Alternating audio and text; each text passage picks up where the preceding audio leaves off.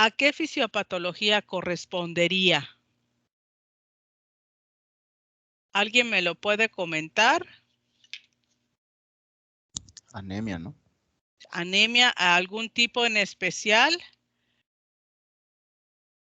Por deficiencia de hierro. Ajá, efectivamente. Esa es una sugerencia, ¿verdad? Por deficiencia de hierro. Entonces, vamos a hablar un poquito del perfil de hierro sérico. También hubo pruebas donde había una glucosa alta y ustedes, bueno, la mayoría sugirió que correspondería a qué fisiopatología. Diabetes. Diabetes. También vamos a hablar del perfil diabético que se les va a ayudar también a corroborar este diagnóstico. Y también en algún caso, a lo mejor me pareció que mencionaron un tipo de cáncer. Vamos a ver algunos de los principales marcadores tumorales que existen. Existen varios. La verdad que existen más de los que les voy a mostrar, pero considero que estos que vamos a ver, pues son los de... Vaya, los primeritos, como que los que primero se van a solicitar y luego ya vienen los más específicos, ¿ok? Muy bien, les voy a compartir esta presentación, que luego se las voy a subir a la plataforma también. Y como la vez anterior, les puse estos QR para que descarguen esta información que considero les va a servir para su ADA 3. ¿Me dicen si la ven? Sí, química. Ya Muy sabes. bien, gracias. Entonces vamos a hablar del perfil de hierro sérico. Esta prueba que les va a servir en esta sospecha de anemia por déficit o por carencia de hierro sérico. Sabemos que el hierro, una vez que lo ingerimos, no lo podemos utilizar tal como está, sino que se debe de transformar en hierro ferroso a través del ácido clorhídrico. Este hierro es esencial para los glóbulos rojos, forma parte de la hemoglobina. ¿Qué nos va a medir este hierro, esta prueba? El hierro que está circulando, pero que está unido a una proteína llamada transferrina.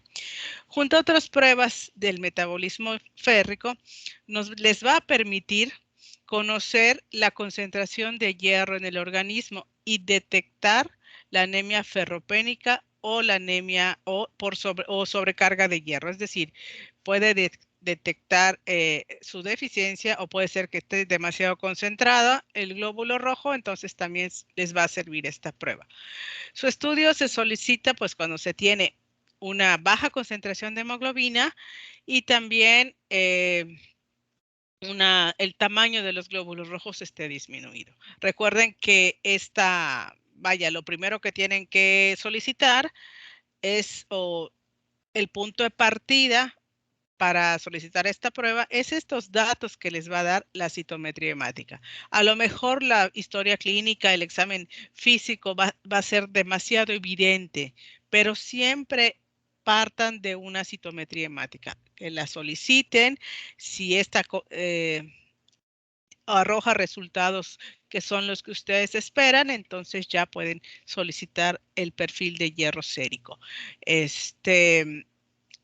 Y sabemos que este hierro lo vamos a encontrar en dos tipos de compartimientos. ¿Alguien lo recuerda de lo que hayan visto, no sé, en fisiopatología?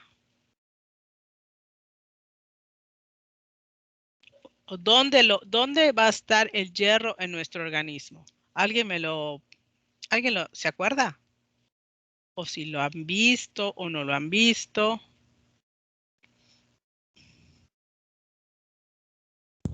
Sí, está almacenado en las células, ¿no? Con la ferritina. Y también puede estar almacenado en hemosiderina.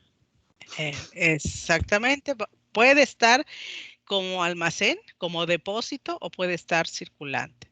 Ok, vamos a ver entonces a qué se refiere.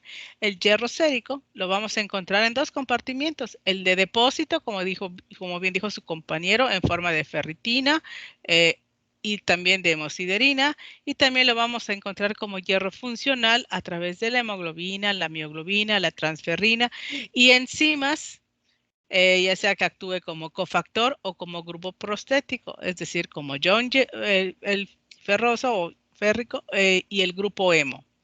El ion hierro y el grupo hemo, ¿ok? Estos son los dos compartimientos principales y el perfil de hierro sérico, ¿qué es lo que nos va a arrojar? ¿Qué información nos va a arrojar? La parte funcional a través de estas de 3 pruebas y la parte de depósito a través de la ferritina. ¿Ok? O sea, va a medir qué tan bien está funcionando o qué tan bien está nuestro depósito de hierro, si está disminuido, si está normal o cómo se encuentra. Estas pruebas que va a medir el perfil de hierro son el hierro total, la capacidad total de fijación a través de que es una prueba indirecta del porcentaje de transferrina que se encuentra, el porcentaje de saturación de hierro y la ferritina. También está el receptor sérico de transferrina, pero para fines de la asignatura, nos vamos a enfocar en estas 4 primeras pruebas. Vamos a hablar un poquito de cada una. El hierro sérico total es una medida directa que indica la cantidad de hierro que hay en la sangre. Su valor de referencia, por ponerle el número, es entre 50 a 150 microgramos por decilitro. La capacidad total de fijación, con sus siglas TIBC, el hierro se moviliza a través de la sangre adherido a la proteína llamada transferrina.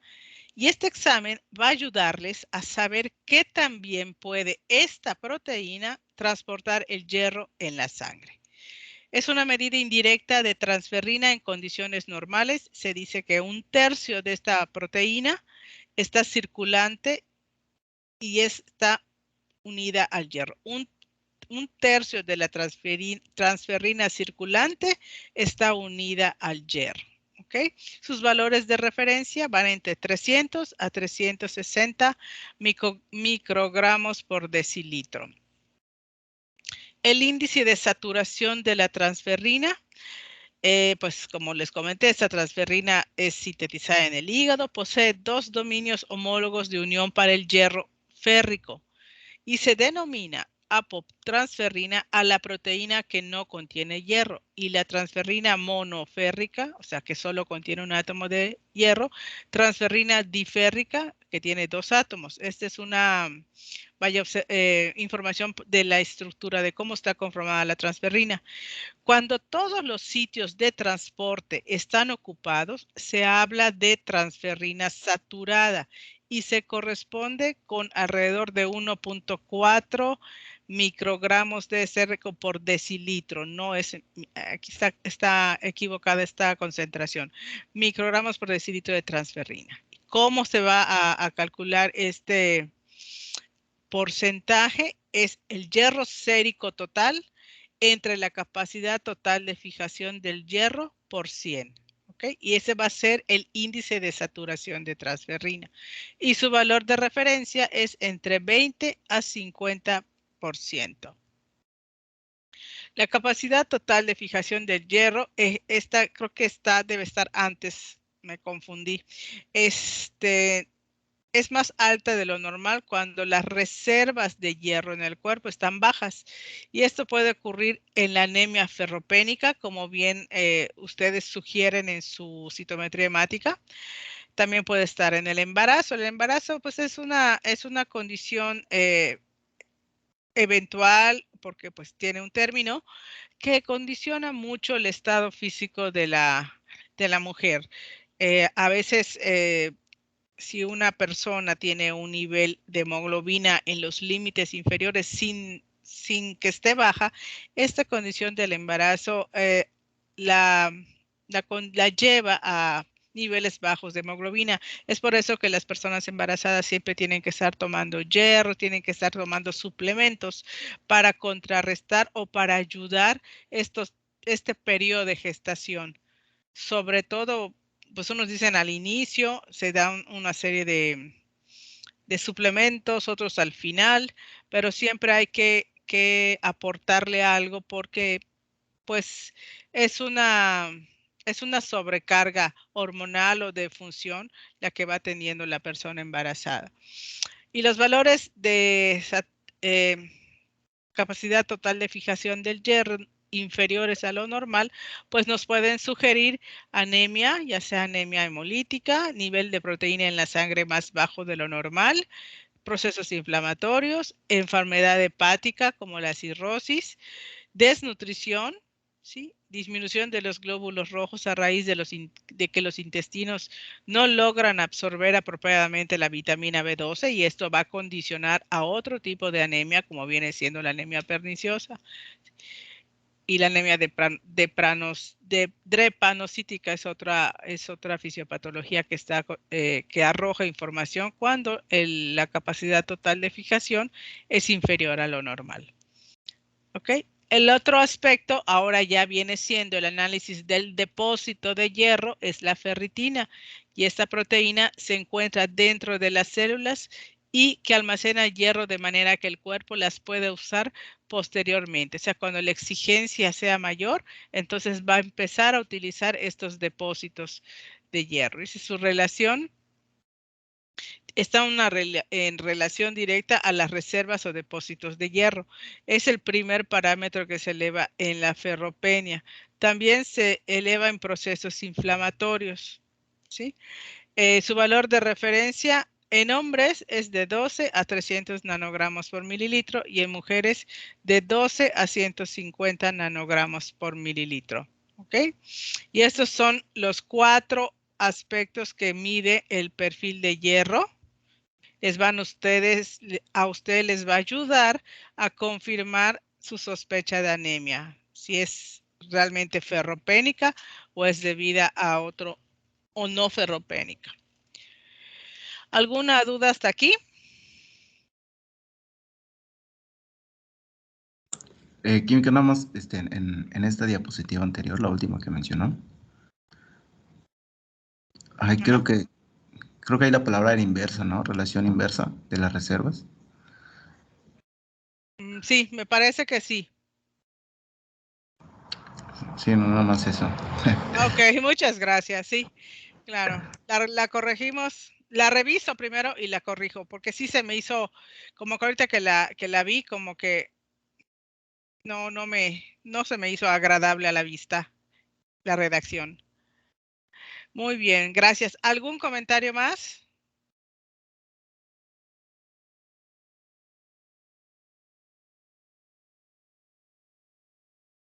Existe otra prueba que no es de parte del perfil de hierro sérico, pero es importante conocerla porque este análisis de los reticulocitos nos va a ayudar a ver el grado de maduración o el grado o cómo está funcionando la médula ósea, qué tan pronto esté liberando estas células inmaduras o qué es lo que está ocurriendo. Estos reticulocitos evalúan la respuesta eritropoyética y usualmente se expresa como porcentaje de todas las células.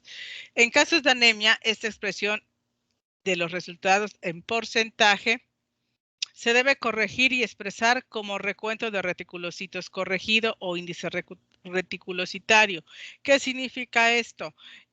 Como el valor del reticulocito está, el hematocrito del paciente se utiliza para hacer este cálculo, está condicionado a los valores de referencia para hombres o para mujeres del hematocrito, de tal manera que si el paciente tiene un paquete globular disminuido, si no se hace esta corrección, va a ser erróneo el cálculo, porque el volumen está disminuido y los valores de referencia parten de un valor de hematocrito normal. Entonces se hace esta corrección que ahorita les voy a explicar. Los reticulocitos adecuadamente se utilizan para ver en procesos que está condicionada la función eritropoyética. Les va a dar una orientación de cómo, si las células las está liberando antes de tiempo, antes de madurar a los eritrocitos. Muchos médicos, los médicos hematólogos dicen que esta prueba debe de estar incluida en la citometría hemática. Sin embargo, los laboratorios normalmente la realizan cuando la solicitan aparte, o sea, no la incluyen dentro de la citometría hemática, pero los hematólogos, como es un parámetro importantísimo para ellos, siempre comentan que se debe de incluir en la citometría hemática. Nosotros en el laboratorio la tenemos aparte y se solicita cuando se requiere, el médico la solicita, ¿ok? Aquí los reticulocitos van a estar aumentados si es cuando se da una respuesta a hemorragia, anemias hemolíticas, tratamiento de anemias nutricionales, anemia megaloblástica, en ciertos tipos de cáncer por drogas, cuando se les ha operado el vaso, se les ha quitado el vaso, y cuando hay una disminución de este valor, pues hay en la anemia, cuando hay una aplasia, hay un déficit de vitaminas y oligoelementos, un déficit de eritropoyetina, que esta es la que vaya a estar relacionada con la función renal también. Y el cálculo de estos reticulocitos, ¿qué necesitamos saber para hacer el cálculo? Debemos de saber, primero que nada, esta técnica. No sé si se acuerdan cuando les comenté que la citometría hemática se hacía la parte del equipo analizador y la parte del microscopio. En la parte del microscopio, al paciente por cada paciente se hace un frotis, que es un extendido de la sangre sobre un portaobjeto que después se pinta para que podamos apreciar toda la morfología celular. Los reticulocitos, a diferencia del frotis sanguíneo, primero se agarran alícuotas o sea, cantidades iguales de sangre y de colorante. Se mezclan y se incuban a 37 grados como si estuvieran en nuestro cuerpo. Y luego se hace el extendido de sangre de esta tinción, se deja secar y se observan. Y aquí a la derecha está la imagen de cómo se van a ver. Lo que se va a colorear es el retículo endoplásmico, esta red. Entonces, nosotros los químicos lo que hacemos en objetivo de inmersión, o sea, objetivo de 100x, vamos a contar en un campo visual, imagínense el círculo del microscopio, vamos a contar cuántos reticulocitos vemos. Si vemos 2, los anotamos y luego contamos cuántos glóbulos rojos hay en ese campo visual. De tal manera que yo voy observando campos visuales hasta completar 500 eritrocitos. Normalmente son más como 100, como 5 campos, generalmente. Entonces, lo que hacemos es cuántos reticulocitos contamos en 5 campos y se divide el número de reticulocitos entre el número de eritrocitos contados y se multiplica por 100. Y eso nos va a dar el porcentaje de reticulocitos. Y para hacer la corrección, cuando les decía que el paquete globular en los pacientes que tienen disminuido el hematocrito, por ejemplo, si la mujer tiene un valor de referencia de 40% y su hematocrito nos va a dar 36, entonces este paciente está disminuido 4 unidades del valor respecto al valor de referencia. ¿Cómo voy a hacer este ajuste? Voy a tomar en cuenta el hematocrito del paciente, que es 36, lo voy a dividir entre el hematocrito ideal, que es 40, y todo este valor, este resultado, lo voy a dividir entre el primer cálculo, el porcentaje de retis, ¿ok? Y todo este valor obtenido lo voy a dividir entre 1 punto, y acá hace esta observación de que por cada 2 unidades por debajo del hematocrito, o sea que el hematocrito esté disminuido respecto al valor de referencia, se va a aumentar 0.1 a la unidad. Si nuestro paciente tiene 36 de hematocrito y el valor de referencia es 40, hay 4 unidades de diferencia.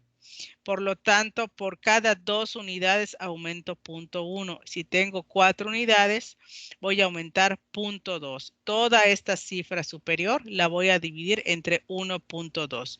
Y es 1 porque es lo que tarda aproximadamente la vida media del reticulocito. ¿Ok? Esta es la fórmula que los hematólogos, que la literatura maneja. Existen quizá, no sé si existan las mediciones en los equipos analizadores. La verdad lo desconozco.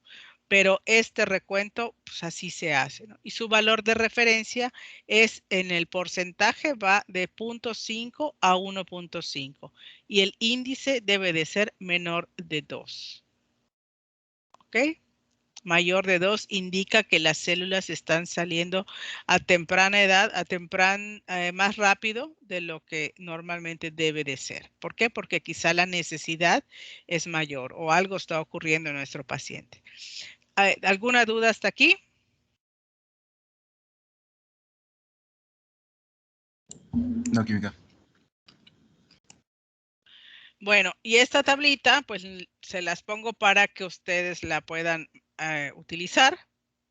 Si yo voy a combinar los resultados de nuestro perfil de hierro, entonces puedo determinar si es por deficiencia de hierro, si es por una inflamación crónica que esté cursando nuestro paciente o si existe otra patología como la talasemia, ¿no? Aquí el hierro sérico va a estar disminuido, la capacidad total de fijación del hierro va a estar aumentada. Sí, el porcentaje de saturación debe estar en menos de 10% y la ferritina en menos de 12. ¿Ok? Entonces, esta prueba de perfil de hierro sérico, jóvenes, es la que les va a servir para corroborar ese resultado de donde ustedes dicen que puede ser una anemia ferropénica. ¿Ok? Luego les voy a explicar el ADA3 de qué consiste. ¿Alguna duda hasta aquí? No, química. No, química. Bueno, entonces concluimos cuando nosotros sospechamos de que hay un paciente que tiene anemia ferropénica o alguna, deficiencia en la hemoglobina, el hematocrito y todos los valores están alterados. Si ustedes quieren saber o quieren analizar esa situación, esa fisiopatología que presenta su paciente, las pruebas que se recomienda pedir son la citometría hemática, buscando en el caso de la anemia ferropénica, hipocromía y microcitosis. Vamos a solicitar o van a solicitar los reticulocitos para evaluar la producción medular. Van a solicitar sangre oculta en heces. ¿Por qué les sugiero que pidan la sangre oculta en heces? ¿Alguien me lo quiere comentar?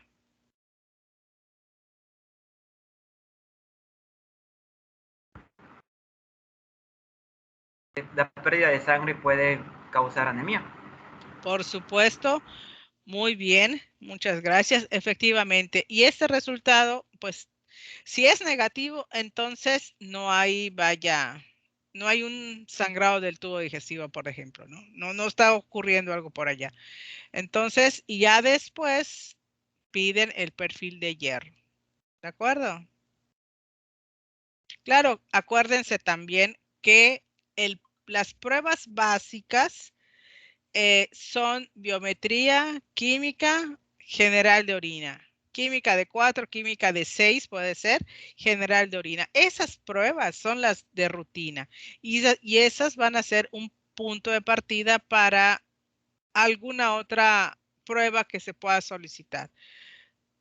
Hoy en día las pruebas funcionales hepáticas también ya las incluyen como parte de la rutina porque pues da un panorama más general de cómo está nuestro paciente. Muy bien, ya vimos entonces el perfil de hierro sérico. Vamos a ver en el caso de la sugerencia de diabetes de sus pacientes que tienen azúcar alta o tienen problemas de urea y creatinina que puede ser también debido a esta condición. Existe un grupo de pruebas que pueden o que se solicitan a los pacientes que tienen diabetes y muchas veces sí es una manera de darle seguimiento al tratamiento, sobre todo los pacientes que se están administrando insulina. Es una manera de ir evaluando cómo va estando nuestro paciente. ¿Cuáles son esas pruebas? La química sanguínea. ¿Qué incluye la química sanguínea de 4 elementos? Jóvenes, ¿alguien que me diga?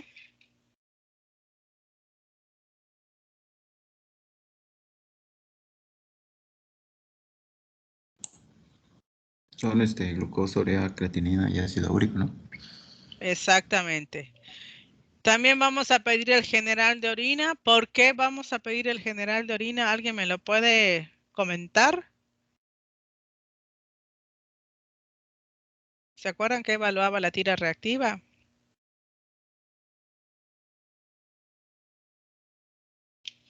Pues para ver si hay presencia de glucosa. Muy bien. Para ver si hay presencia de glucosa, también si nuestro paciente está eliminando bien, vaya todo lo que se va excretando, si no está eliminando algo que no debe de estar eliminando, como las proteínas también, la glucosa, ¿sí? Y existen otras pruebas que van a medir cómo nuestro organismo va utilizando la glucosa, como son la prueba de tolerancia, la glucosa postprandial, la hemoglobina glucosilada, la insulina y el índice de HOMA. Todos estos parámetros, estas pruebas, nos van a arrojar una información importante en el caso de nuestro paciente con glucosa alta. Okay. Vamos a ver la prueba de tolerancia a la glucosa. ¿Alguien la ha oído hablar de esta prueba? ¿O alguien se la han realizado? ¿O algún familiar que recuerde que se la hayan hecho?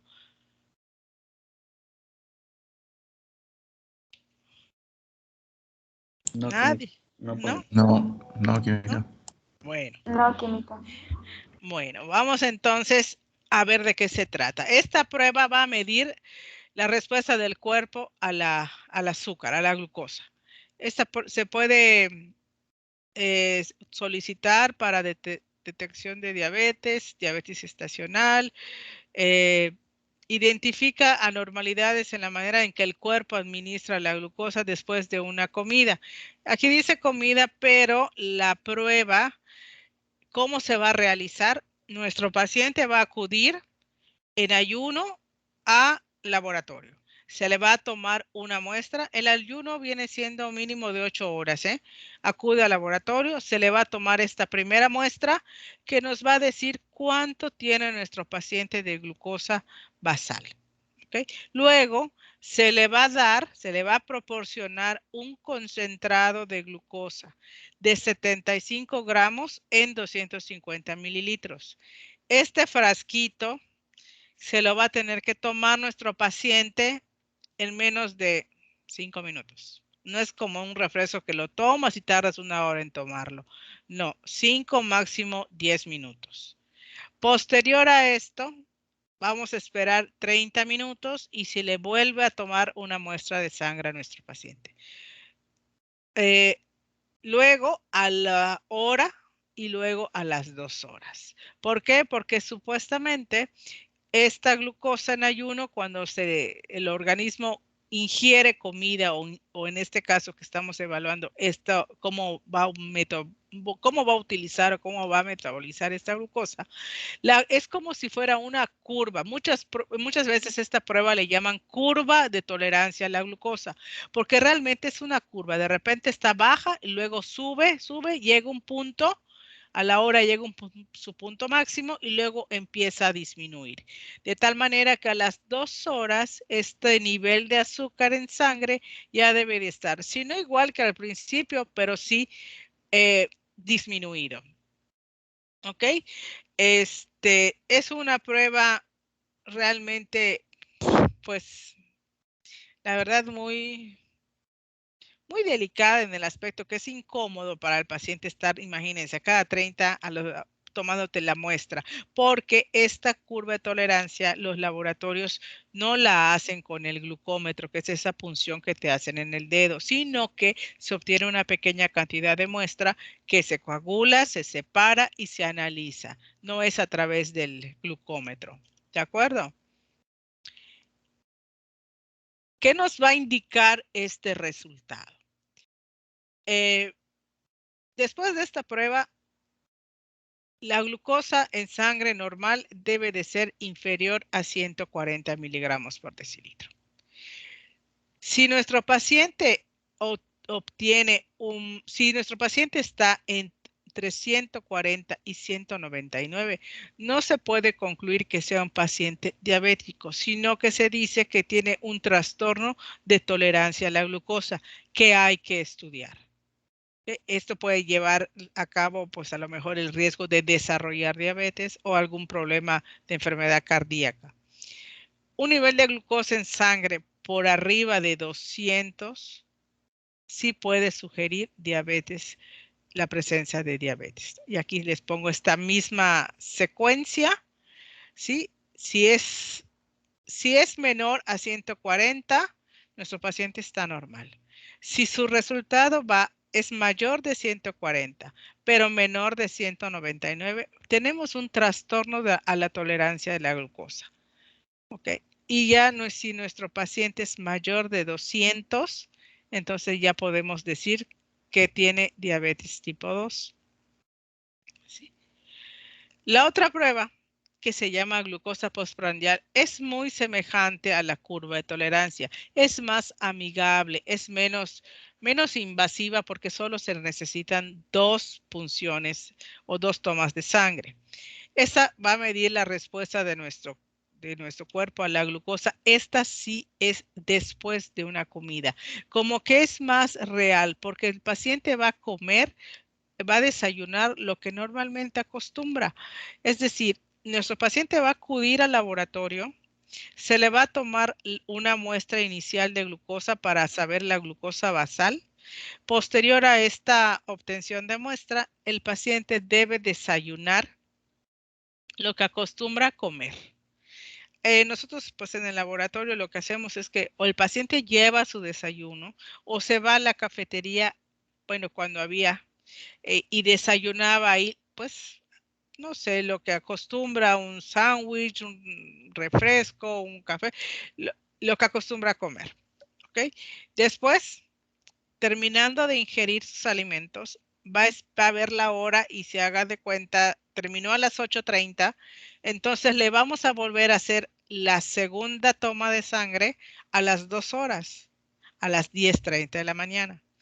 Entonces vamos a obtener 2 resultados. El primero, que es el basal, y luego después de las 2 horas.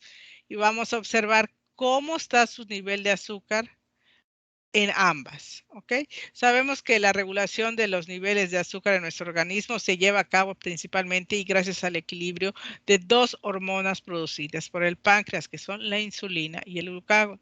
Después de comer, la glucosa se eleva moderadamente, al igual que la insulina, y pasado este tiempo tiende a regresar a sus valores normales. Aquí nos dice la literatura que los valores de glucosa no deben de superar los 160 miligramos por decilitro después de haber transcurrido, dice 60-90, pero realmente es de 2 horas. Aunque diré que a veces los médicos lo que hacen, la prueba de glucosa postprandial es de 2 horas, pero a lo mejor el médico nos dice, quiero glucosa postprandial de 1 hora, porque quiero evaluar cómo está mi paciente a la hora, 1 hora después de haber comido. Es muy válido, nosotros lo vamos a hacer, ¿ok? Aunque lo más recomendable y lo que más se utiliza es la de 2 horas, precisamente porque ese nivel de glucosa a las 2 horas tiende a disminuir, ¿ok? Y aquí, ¿cómo nos va a interpretar este resultado? Dice, los pacientes que no tienen diabetes deben de tener menos de 140 miligramos por decilitro. Y las personas con diabetes van a tener, o sea, el tener menos de 180 es aceptable.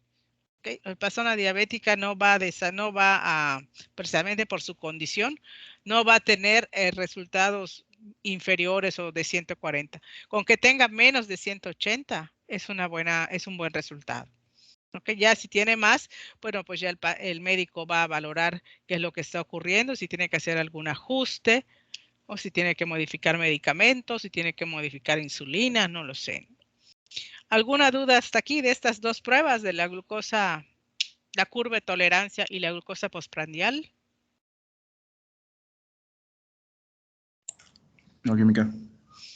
Ya ustedes van a decidir qué le van a mandar a su paciente, qué prueba le van a mandar. ¿Ok?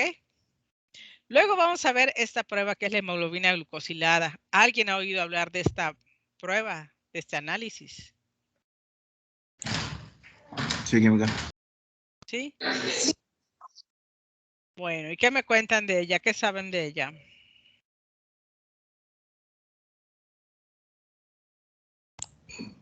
Pues es la Ahí proteína que se encuentra Ajá. en eritrocitos y pues dura en el organismo pues el tiempo de vida del eritrocito, ¿no? Pues, son 120 días aproximadamente y pues da información pues digamos más, ¿cómo se le puede decir? De un tiempo mayor, digamos, ¿no? De los Exacto. niveles de glucosa. Sí. Exactamente. Esta prueba de hemoglobina glucosilada les va a dar la información de cómo ha estado su paciente respecto a la glucosa de 2 a 3 meses atrás. O sea que si su paciente de repente se descontroló, ahorita las fiestas decembrinas que comen y vaya, y abusan, a veces se descuidan, de repente en enero cuando se van a checar, una semana antes no comen nada, pero cuando se le hace la prueba de hemoglobina glucosilada, les va a arrojar un parámetro de cómo ha estado en tiempo atrás. ¿Ok? Sí, efectivamente, de eso se trata esta prueba y es una prueba que se hace en una muestra de sangre total y se denomina hemoglobina A1C porque la hemoglobina está compuesta por 3 fracciones, la hemoglobina A, la hemoglobina A2 y la hemoglobina F. Y la más abundante de todas es la hemoglobina A. Y a través de estas reacciones bioquímicas, esta parte de la hemoglobina A se puede combinar con los azúcares, convirtiéndose en glucohemoglobina o glucohemoglobina A1. Y es la que se mide realmente. De hecho, la prueba así se llama, hemoglobina glucosilada A1C.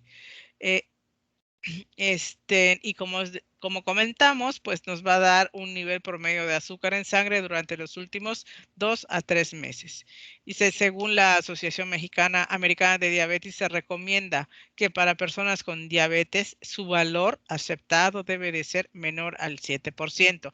Un valor por arriba de este porcentaje de 7, pues ya nuestro paciente como que ha estado con problemas, ¿no? Nosotros hemos visto en laboratorio resultados de 8, 9 hasta de 11%.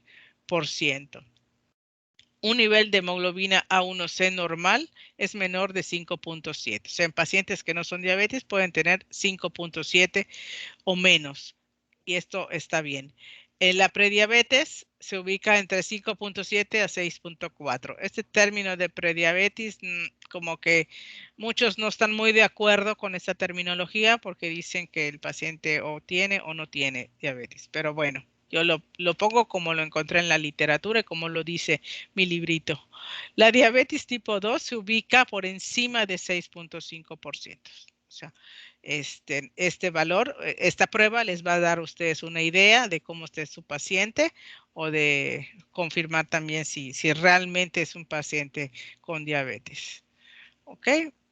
Otra prueba que se mide, que se hace en este tipo de perfil, es la insulina, que es una hormona que permite que la glucosa en la sangre pase a las células. Juega un papel clave en el mantenimiento de los niveles correctos de glucosa en la sangre. Y esta prueba sirve para averiguar la causa de una hipoglucemia, diagnosticar o vigilar la resistencia a la insulina, seguir el estado de las personas con diabetes tipo 2, averiguar si hay tumor en el páncreas, que es denominado insulinoma. Si el tumor se quita, pues esta prueba les da una información de que, vaya, si la operación fue exitosa o si queda un remanente y todo, ¿no? La prueba de insulina en sangre a veces se usa junto con otras pruebas, por ejemplo, glucosa, hemoglobina A, glucosilada e insulina para diagnosticar y vigilar diabetes tipo 1.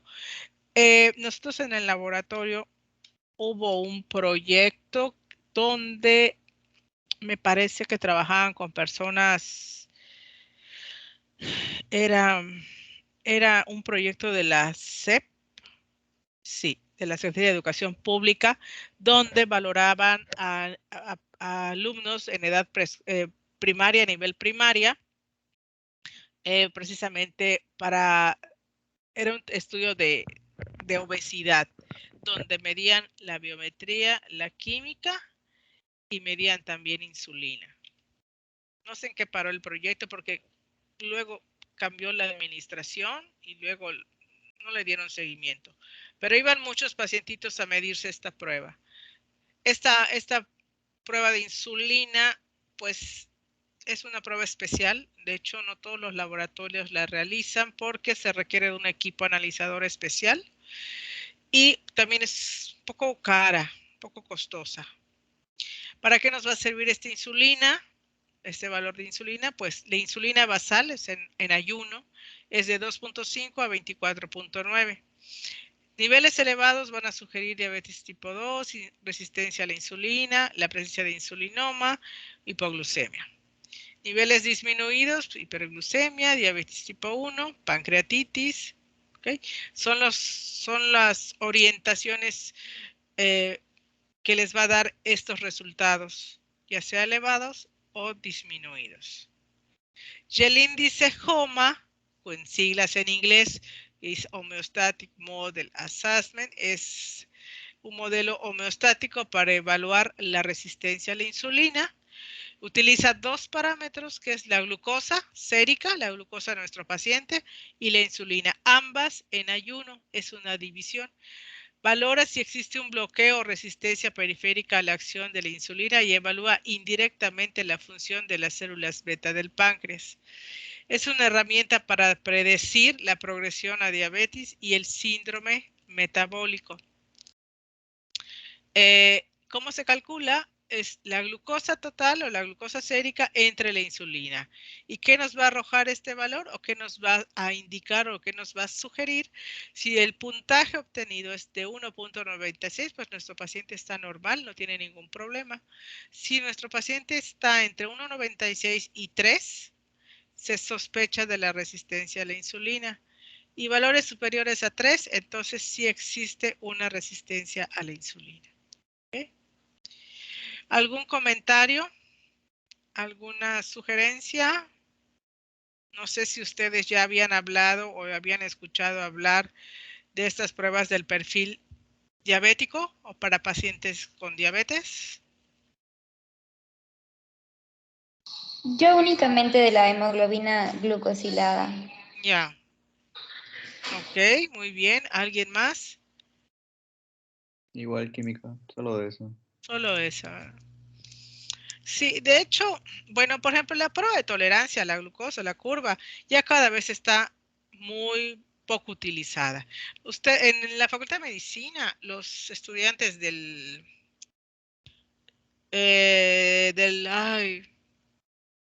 los que no son MEFI, los anteriores, había una práctica en ciencias fisiológicas que se llamaba esa prueba de la curva de tolerancia a la glucosa. Y lo que se hacía era que en mesas de trabajo de 5 personas, designaban a uno del equipo y se le hacía esta prueba de curva de tolerancia a la glucosa. Es decir, se le hacía, pero ahí a través del glucómetro. Se hacía la detección de la glucosa basal, luego tenían que beber esa suspensión y luego se iban checando la glucosa así como se los puse a los 30, a los 60 y a los 120. Y había personas, alumnos que sí hacían la curva ideal de subida y bajada. Había otros que era una curva de repente la basal y de repente subía abruptamente y luego se mantenía, bajaba lentamente. Pero la verdad que era interesante ver, porque cada paciente se comporta diferente. A pesar de que eran estudiantes, aproximadamente de la misma edad, el comportamiento de las curvas en las 6 mesas de trabajo fue diferente en cada uno. Bueno, no sé si alguien más quiere comentar algo, alguien si le hayan hecho esta prueba o que hayan, no sé, alguna experiencia con un familiar o algo.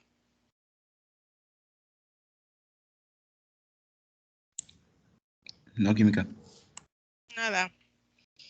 Bueno, ya tienen jóvenes 2 tipos de pruebas el perfil diabético para confirmar su diagnóstico de diabetes y el perfil de hierro sérico para confirmar su diagnóstico de anemia ferropénica o anemia no ferropénica, según sea el caso.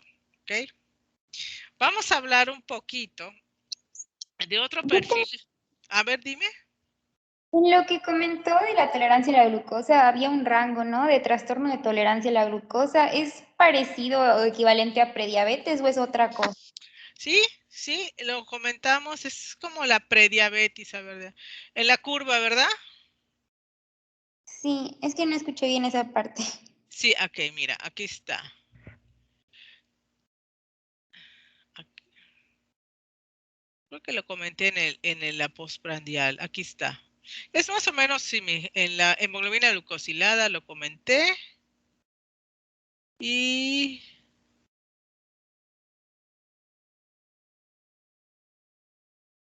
aquí lo comenté, en la hemoglobina glucosilada, pero efectivamente aquí podríamos comentar que acá en un nivel de glucosa en sangre entre 140 y 199, se puede decir que es un trastorno a tolerancia a la glucosa. Se puede pensar que el paciente es prediabético, pero hay que hacerle más estudios y más seguimientos. Sí, sí es correcto, porque no está normal, pero tampoco tiene un resultado que diga es diabético, ¿no? Entonces sí podemos decir que este valor entre 140 y 199 puede sugerir una prediabetes, un resultado prediabético. ¿A eso te referías? Sí, química, gracias. Sí, y en la hemoglobina glucosilada lo comenté más, ¿sí? Y lo mismo es el valor intermedio. O sea, que no estás normal, pero que tampoco tienes un resultado que es un punto de partida para decir tienes diabetes. Como decimos, es la antesala, si no te cuidas. Ok, química, gracias. Sí, gracias. Muy bien, vamos entonces a hablar un poquito de este perfil tiroideo de una manera muy general. Es un perfil que va a evaluar la función de la glándula tiroides y va a arrojar una serie de datos interesantes que la combinación de resultados le van a ustedes a orientar si el paciente cursa con hipotiroidismo o hipertiroidismo. Obviamente, y volvemos a recalcarlo, la historia clínica, el examen físico es muy importante. ¿Okay? Vamos a hablar un poquito de las generalidades de esta prueba. Es un grupo de pruebas que se solicitan en conjunto para la evaluación de la función de la glándula tiroides y cómo ayuda en el diagnóstico de sus alteraciones. La síntesis de las hormonas tiroideas requiere yodo, la tiroglobulina es una glucoproteína con tirosina, la tiroglobulina, que es una glucoproteína con tirosina, se desyodina en los sitios 1, ya sea monoyodotirosina, o en el sitio 2, la diyodotirosina, y luego se combina para producir dos formas de hormonas tiroideas, la T4 y la T3, que son las que también están incluidas y son las que se van a medir, son medibles, ¿sí? Son cuantificables y tienen gran orientación clínica. Estas pruebas están incluidas en el perfil tiroideo y miden la cantidad de hormona en la sangre. La T4 total es la principal hormona tiroidea y es precursor de la T3.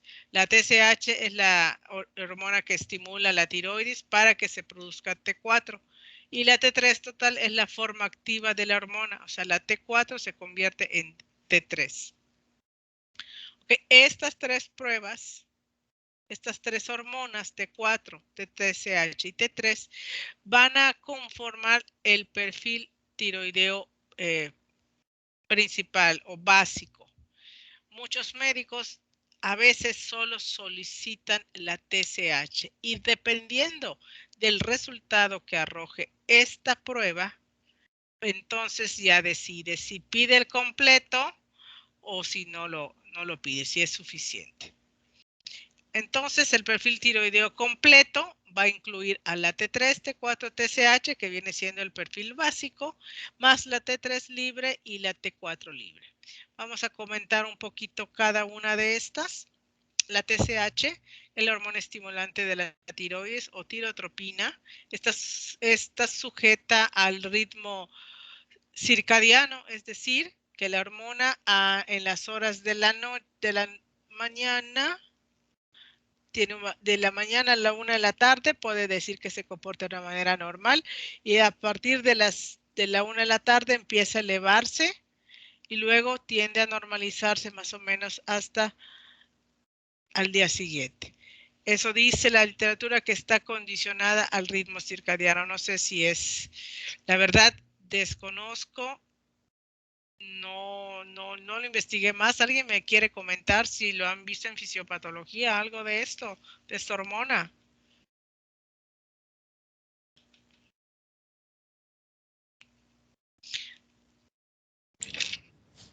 Pues es prácticamente lo que dijo Química. Sí, Sí, bueno, pero no sabemos por qué, ¿verdad? pues que depende de otras también, que también tienen un ciclo circadiano. Sí. Sí, y sí, de hecho hay varios parámetros, ¿verdad? Que sí tienen ciclo circadiano. Otra vez lo estaba yo conversando. Oigan, aquí, antes que nada, aquí me habían preguntado de la DHL, de la deshidrogenasa láctica. Era en este grupo, alguien me había hecho el comentario. Aquí o en el D, no me acuerdo. ¿Sobre qué exactamente? Es que me habían preguntado a partir de qué tanto se elevaba y se consideraba que se podía decir si era cáncer, porque si se le elevaba demasiado, entonces ya no correspondía a cáncer. ¿Era con ustedes en este grupo o era en el otro? Creo que no, ¿verdad? Creo que sí, Química, no recuerdo. No me acuerdo, alguien lo comentó. Es que hoy estaba conversando con el doctor Pablo y él me decía que la verdad que es una prueba muy inespecífica. O sea, se tiene que dar una serie de combinaciones de resultados para decir que si es, vaya, si es cáncer, ¿no? No, me dice que él, de hecho, no la solicita porque como está dentro de la célula en citoplasma, cuando se eleva es porque hay ruptura celular, pero es inespecífica. Bueno, entonces yo nada más les paso la información, pero sí lo pregunté, sí lo averigüé. Ok, bueno, vamos a continuar entonces con la TSH. Es el principal regulador de acción biológica de hormonas tiroideas. Su efecto sobre fases de formación y secreción es estimulante y proliferante. Es el test de inicio del diagnóstico inicial en la patología tiroidea. Por eso les digo que a veces los médicos, los endocrinólogos, para no pedir todo el perfil, de repente solo te piden la TSH, ¿no? Y en base a eso, pues, y la historia clínica, lo que observan, lo que ven, pues ya pueden decir. Pero otras personas sí piden el perfil completo. Evalúa el estado metabólico real, detección selectiva de euteroidismo, detección y diagnóstico inicial de hipertiroidismo, el hipotiroidismo precoz o subclínico, además diferencial entre central y primario, monitorización de tratamiento de hipotiroidismo. Esto sí es de gran utilidad. Estas son sus principales generalidades de esta hormona y su valor de referencia es de 0.4 a 4.5 microunidades por litro. Es una toma, se realiza en una muestra de sangre a través del suero sanguíneo, ¿sí? Y este valor en combinación con la T3 y T4, tiene gran aporte clínico. Esta prueba de TSH ayuda a ustedes los médicos a determinar qué tan bien está funcionando la glándula tiroides de su paciente. Los niveles más altos sugieren hipotiroidismo o una tiroides poco activa y los niveles más bajos indican hipertiroidismo o una tiroides hiperactiva. Cuando la TSH y las hormonas tiroideas están fuera de equilibrio, esto puede causar variedad de problemas relacionados con los músculos, con la respiración, el control de la temperatura. De repente nuestros pacientes dicen tiene mucho frío, tiene mucho calor y así, ¿no? Estos son algunos de los datos que arroja vaya, que pueden referir los pacientes, la sintomatología más que nada. También ayuda a descartar o confirmar otro tipo de patologías como la enfermedad de Graves, la de Hashimoto, la presencia de nódulos tiroideos, que son bultos en la tiroides, inflamación de la glándula tiroides, la tiroiditis postparto, ¿sí? Una serie de trastornos no necesariamente hipotiroidismo o hipertiroidismo, sino que es de gran ayuda para este tipo de patologías principalmente. La T3 total, que es la triiodotironina, su examen es para evaluar la actividad tiroidea y existen dos tipos de T3, la ligada a proteínas y la T3 libre. La T3 total mide ambas hormonas, tanto la ligada como la libre, pero también existe la medición de la T3 libre. Sus valores de referencia van de la T3 total de 60 a 180 y la de T3 libre de 130 a 450 picogramos por decilitro. ¿Okay? Entonces la T3 total es la que se va a medir y va a arrojar un valor conjunto tanto de la ligada como de la libre. Y la de T3 libre, bueno, pues solo se mide esta hormona que es la que no va a estar unida a proteína. ¿Sí? Yo supongo que la diferencia de estas dos nos va a arrojar el valor de la T3 ligada. El T4 total y T4 libre también. La T4 es la tiroxina, que es la hormona que se elabora en la glándula tiroides y contiene yodo. La concentración sérica de T4 mide tanto hormona unida a proteína como libre. También la T4 libre se mide. La T4 total es la unión, o sea, vaya, las dos tipos de T4 que existen. La T4 total es igual a la T4 libre y a la T4 unida a proteína. La T4 libre es medible también. ¿Sí? Entonces su valor de referencia es de 4.5 a 12 la total y de 7.7 a 1.8 la T4 libre. ¿Okay? La verdad, jóvenes, que con solo el perfil tiroideo básico tienen una gran información para determinar la funcionalidad de la glándula tiroides de su paciente. Sin embargo, bueno, les comento que existen estas otras mediciones que también pues, pueden dar cierta información. Y otros laboratorios también miden la capacidad de fijación del yodo, miden otros valores. Nosotros solo manejamos este perfil completo con T4 libre y T3 libre, además de la TSH, T3 y T4. Entonces el hipertiroidismo, ¿cómo van ustedes a sospechar que su paciente presenta o puede tener hipertiroidismo? Pues con una serie de datos clínicos que les va a manifestar. Y ustedes, por ejemplo, en el caso de los ojos saltones, también va a ser visible.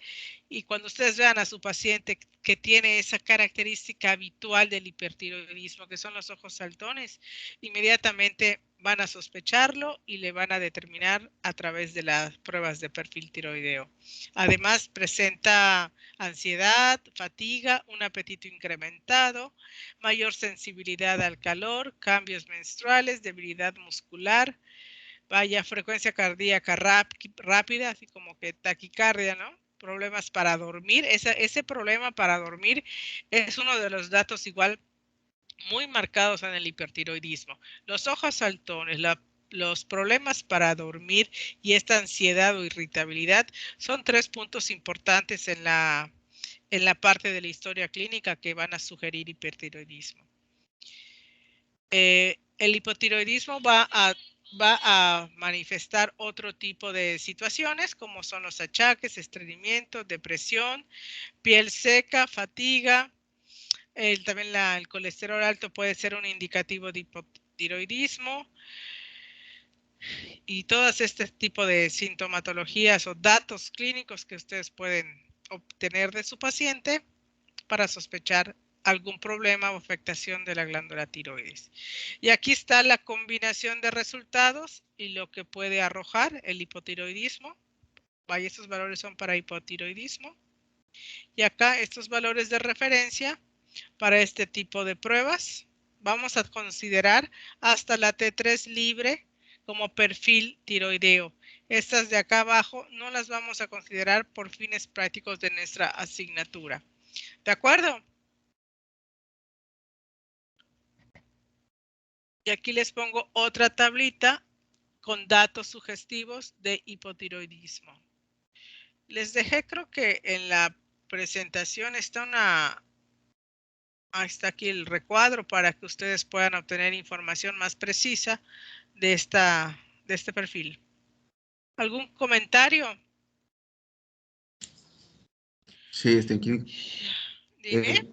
es, ¿qué tan frecuente es que le pidan el perfil tiroideo junto con un perfil hormonal femenino en pacientes con síndrome de ovario poliquístico? Sí. Bueno, yo sé que cuando solicitan estas pruebas hormonales, vaya, las van pidiendo, van estudiando al paciente. Primero piden un grupo de pruebas, como que lo van estudiando poco a poco. Primero las pruebas normales, de repente les piden con la sintomatología, a lo mejor el ultrasonido. Entonces le van pidiendo otro tipo de pruebas hormonales. Y sí, la tiroides, este perfil tiroideo lo piden mucho también en mujeres con trastornos, ¿eh? Y fíjate, acá tú acabas de mencionar algo importante, que los riñones, los ovarios poliquísticos, eso te lo va a dar también la orientación en ultrasonido.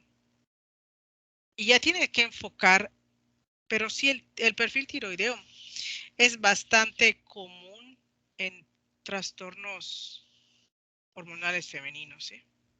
O sea, piden esa prueba, sí la piden. Pero no, lo que te mentiría si la piden, vaya, en bloque. Piden perfil tiroideo, perfil hormonal femenino, ya sabes. Porque realmente son bien caras estas pruebas. Entonces, a veces los médicos tienen que ser muy selectivos en lo que quieren evaluar. Pero de que la piden, sí la solicitan. Los médicos sí lo solicitan. Ahora, te mentiría si te dijera, vaya, la conjunción de resultados hacia el ovario poliquístico. ¿Sí me explico?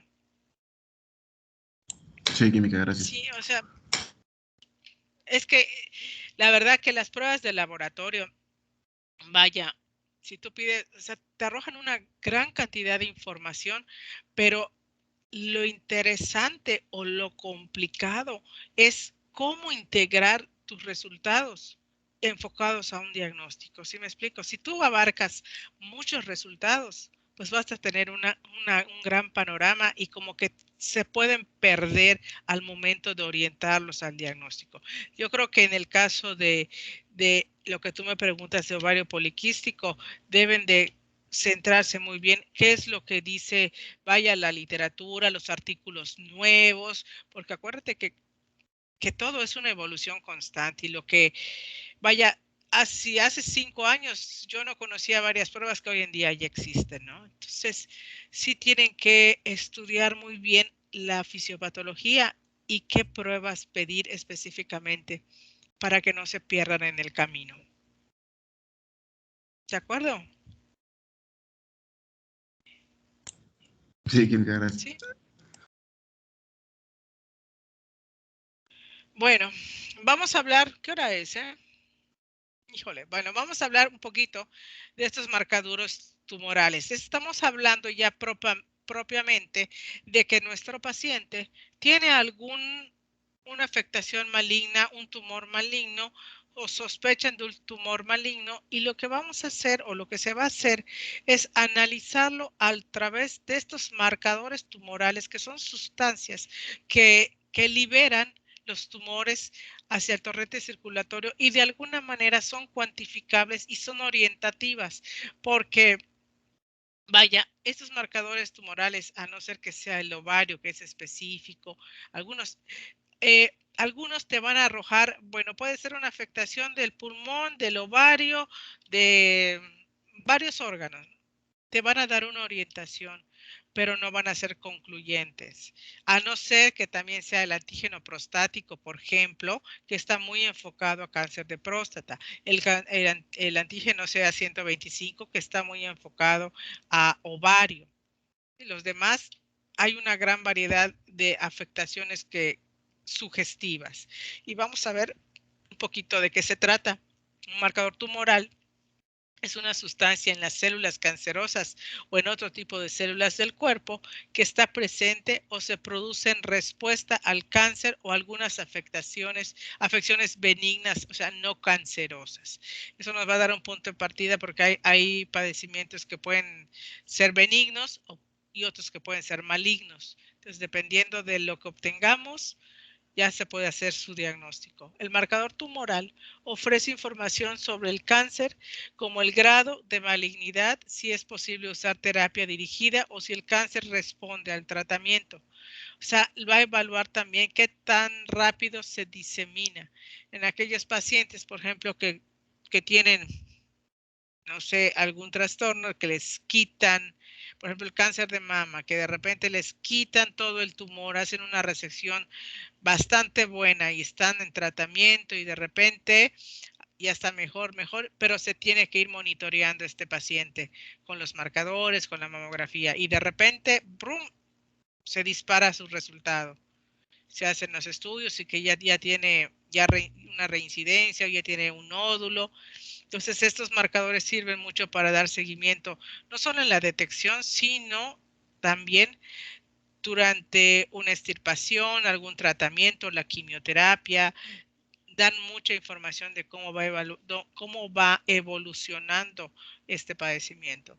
Y existen dos tipos de mediciones o dos tipos de sustancias que se pueden medir, las que están circulando, las que son sustancias circulantes, que nos van a ayudar a calcular el pronóstico de nuestro paciente, detectar el cáncer, evaluar la respuesta de un paciente a un tratamiento, si el tratamiento, pues como les dije, una enfermedad residual o que vuelve después del tratamiento, vigilar un cáncer para saber si hay resistencia al tratamiento y aquellas sustancias que están en los tejidos cancerígenos, como diagnosticar, estadificar, o sea, en qué estadio está el cáncer, clasificar el cáncer, calcular un pronóstico, elegir el tratamiento adecuado, una terapia dirigida, si es radioterapia, si es quimioterapia, vaya, una serie de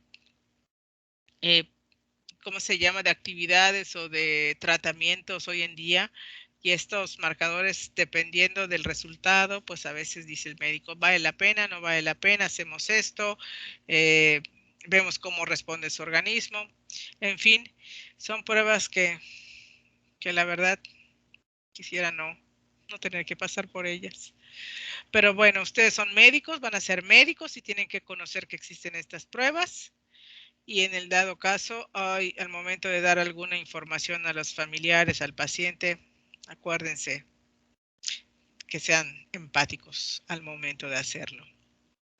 ¿Cuáles son los principales marcadores tumorales que vamos a ver apegados a nuestra planeación didáctica? Porque existen muchísimos, jóvenes. Hay muchísimas variedades, cada vez son más específicos y van surgiendo nuevas mediciones, pero vamos a tomar en cuenta al antígeno prostático, que está enfocado a lo que viene siendo la próstata y que también a través del perfil prostático podemos determinar si nuestro paciente va a tener una inflamación, una hiperplasia benigna o puede tener un cáncer. El antígeno carcinoembrionario, que es digo que es el general porque mide varios puntos, el CA125, que es más bien de ovario, el CA153, que también se encuentra en ovario, en mama, pulmón, hígado, el 19,9, que abarca páncreas, colorectal, estómago, la alfa-fetoproteína, que es propiamente del hígado, y esta hormona gonadotropina coriónica, que también la manejan en ciertos padecimientos. Y en este cuadrito está el tipo de marcador, el tumor asociado, la patología no tumoral asociada y su valor de referencia. Sea el antígeno carcinoma embrionario, pues ya ven, les digo que es el general, porque está asociado a tumores de colon, recto, mama, pulmón, estómago, páncreas, vejiga, riñón, tiroides, ovario, hígado. O sea que si tú sospechas de alguna vaya que tu paciente pueda estar cursando con un cáncer o con tumor maligno, entonces con medir bueno, su valor te va a decir, bueno, si es sugestivo de cáncer, o si está normal, pues entonces no. Pero si está positivo, entonces tienes que ver hacia dónde ir y cómo medir y cómo ubicar este tumor para poder tratarlo, estudiarlo, evaluarlo, determinar su pronóstico. El 19.9, pues es páncreas, colon, recto, hígado, estómago y vía biliar. 125, pues que pega más bien al ovario, pero también está en mama, útero, páncreas, hígado, pulmón. Estos son, aquí nos falta el 15.3, 153. Y ahorita vamos a hablar del perfil prostático, que es una prueba muy importante que ustedes, varones, deben de sugerir hacérsela regularmente cada año, de ser posible, porque es muy específicas para ser preventiva, así como el cáncer, así como en mujeres la mamografía, el Papa Nicolau, esas pruebas son, vaya, preventivas, se tienen que hacer regularmente. Lo mismo pasa con el antígeno prostático, ¿ok? A veces uno no hace caso, a veces uno no cree que sucedan estas cosas. Yo me acuerdo muy bien cuando trabajaba en el Centro Médico de las Américas, había un paciente que se le hizo la prueba de antígeno prostático y dio un valor. En ese entonces yo estaba en ese departamento de marcadores tumorales y hormonas y me dio un valor elevado de 10, 11. Y el médico no creyó, porque no tenía ninguna otra sintomatología. Se lo hizo como parte de un chequeo general que se hacía a ciertas personas, le llamaban check-up, y se le hizo y dio elevado y no tomaron mucho en cuenta esto. Se le volvió a repetir, se le repitió de nuevo, volvió a dar elevado. No lo creían porque el paciente no tenía molestias, no tenía trastornos al momento de orinar, no tenía ningún dato que sugiriera que tenía problemas prostáticos. Pues al cabo de un año, este paciente empeora, ya se hace más evidente, y al cabo de 2 años, el paciente falleció. Entonces, a veces estos resultados que aunque ustedes digan, no lo creo, si está elevado es por algo. Entonces, hay que tomar con mucha cautela los resultados de todo el laboratorio, pero principalmente los marcadores tumorales, porque un diagnóstico temprano, un diagnóstico a tiempo puede tener un pronóstico favorable. Pero si no se diagnostica a tiempo o se pasa, no se toman en cuenta esas situaciones, esos valores, entonces el pronóstico puede ser muy negativo. ¿Ok?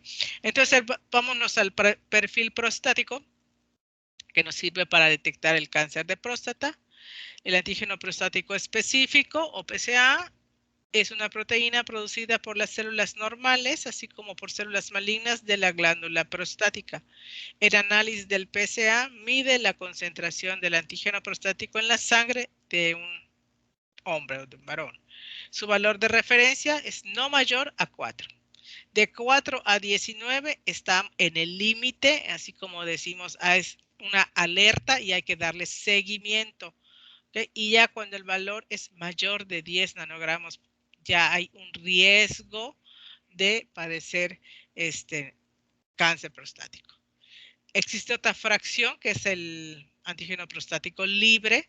Se encuentra en la sangre principalmente en 2 formas, una unida a proteínas sanguíneas y la otra es la que no está adherida a proteínas.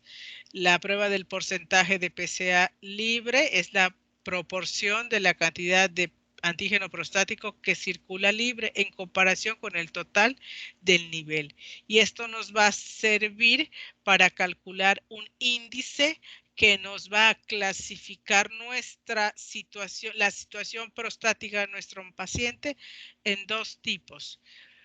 Si es, vaya, aquí tenemos este cuadro, si es de 4 a 10 el valor, el resultado, se le hace este cálculo del índice, y si es menor de 2, el paciente se va a hacer es un sugestivo de cáncer de próstata y se va a valorar ya sea por una biopsia guiada por ecografía, que es, la verdad, creo que es muy incómodo. Y el otro resultado que sea mayor de 2, de 0.2, entonces el padecimiento puede ser sugestivo de hiperplasia benigna prostática, ¿sí? Si el resultado es mayor de 10 en el perfil prostático, entonces la biopsia guiada por ecografía es el paso siguiente.